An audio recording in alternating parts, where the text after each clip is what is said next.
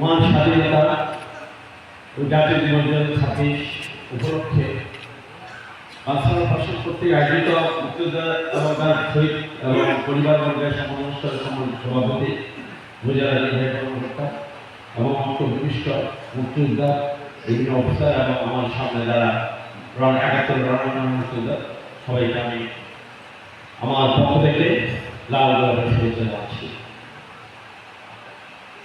এই প্রথম আমার মনে হয় স্বাধীনতা 75 বছর আপনাদেরকে কেউ এই ফুল দিয়ে বরণ করেছেন। এই প্রথম প্রত্যেককে একটা ফুল দিয়ে বরণ করেছেন, একটা ব্যতিক্রম একটা উদ্যোগ। আমি তার জন্য প্রশাসনকে আমি ধন্যবাদ জানাচ্ছি। প্রিয় মুক্তিযোদ্ধাগণ, আমরা আপনাদের কাছে ডাকি চিরদিন চিরকৃতজ্ঞ।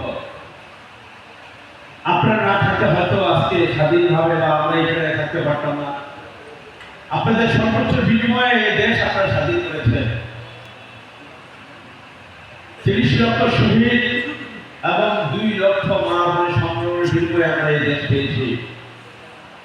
এই জাতি চিরদিন এই যে দেশ যতদিন থাকবে, পৃথিবী যতদিন থাকবে, হয়তো আমরা থাকবেন না, আপনারা থাকবেন না, কিন্তু আপনাদের 71 সালের যে কৃতিত্ব, 71 সালের যে মহান মুক্তিযুদ্ধের কৃতিত্ব, এই জাতি চিরদিন শ্রদ্ধা আপনাদেরকে স্মরণ রাখবে। আমার একটা কথা খেয়াল আছে, প্রয়াত রাষ্ট্রপতি এরশাদ বলেছিলেন, আমি রাষ্ট্রপতি হয়েছি, হয়তো অনেকে রাষ্ট্রপতি হবে, কিন্তু আমি মুক্তিযুদ্ধ হতে পারবো না, দুঃখ বলেছিলেন। এবং মুক্তিযুদ্ধে যারা গিয়েছিলেন, আপনারা জাতির শ্রেষ্ঠ সন্তান। আজকে আমরা আপনাদেরকে এনেছি বা প্রশাসন থেকে আপনারা এসেছেন, অনেকেই আপনাদের মাঝে নাই, যাদেরকে আমি চিন্তা বা অনেকে আমাকে চিনেন। আমাদের বাড়িতে মঙ্গল ভাই, ফারুকের আব্বা আমার ভাই, উনি কমান্ডার ছিলেন একটা। আমার আব্বা মাস্টার মোহাম্মদ শহীদুল ইসলাম, উনি 2টা উপজেলা কমান্ডার ছিলেন, যোগ্যতা মুক্তিযোদ্ধা। তো আপনারা অনেকে আব্বা সঙ্গী, রণাঙ্গনের সঙ্গী। আমি একজনকে দেখেছি, আব্দুল ভাই কাকা, যিনি আব্বার সাথে আপনার যখন আওয়াজ হয় আগরতলাতে আসার সময় ওই গ্রুপে ভাই কাকা ছিলেন মোটামুটি।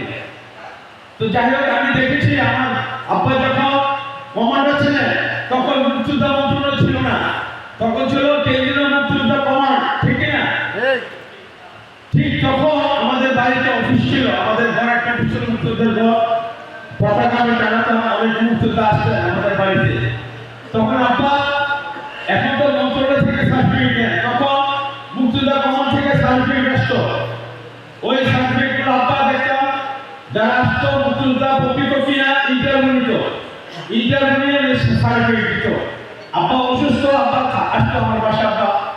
তো আমি আজকের এই দিনে, এই সুন্দর দিনে, এই স্বাধীন দেশে আবারও আমি আপনাদের অবদানের কথা আমি এবং এই দেশ স্বীকার করবেন, স্বীকার করছি। আজকে আমাদের মাঝে যারা নাই, যে মুক্তিযোদ্ধা ছিলেন, অনেক শহীদ পরিবার, অনেক মুক্তিযোদ্ধা, অনেক শহীদ রণাঙ্গনে, তাদের পরিবারের প্রতি আমি শ্রদ্ধা নিবেদন করছি। এবং আজকে যারা অনেক মুক্তিযোদ্ধা মারা গেছে, তাদের আমি এইভাবে মাগফিরাত কামনা করছি। আল্লাহ তাআলা আমাদেরকে যেন জান্নাতবাসী করেন। আর যারা আপনারা এসেছেন, হয়তো আপনারা বেশি দিন আমরা হয়তো পাবো না, কালে গেলে হয়তো আপনারা এই দেশে আপনারা চলে যাবেন। তো আমরা আশা রাখি আমরা নতুন প্রজন্ম সেই যে উদ্দেশ্য নিয়ে আপনারা এই দেশ স্বাধীন করতে গিয়েছিলেন, আপনাদের সর্বোচ্চ দিয়েছেন, আমরা যারা আছি তরুণ প্রজন্ম আপনাদেরকে গ্রহণ করে, আপনাদেরকে ধারণ করে এই বাংলাদেশকে আমরা আপনাদের পথে দেখানোর পথে এগিয়ে নিয়ে যাব। আমি আমার বক্তৃতা দীর্ঘায়িত করবো না, পরিশেষে সকলকে আমার পক্ষ থেকে ধন্যবাদ জানিয়ে বিদায় নিচ্ছি। ভালো থাকবেন। আসসালামু আলাইকুম।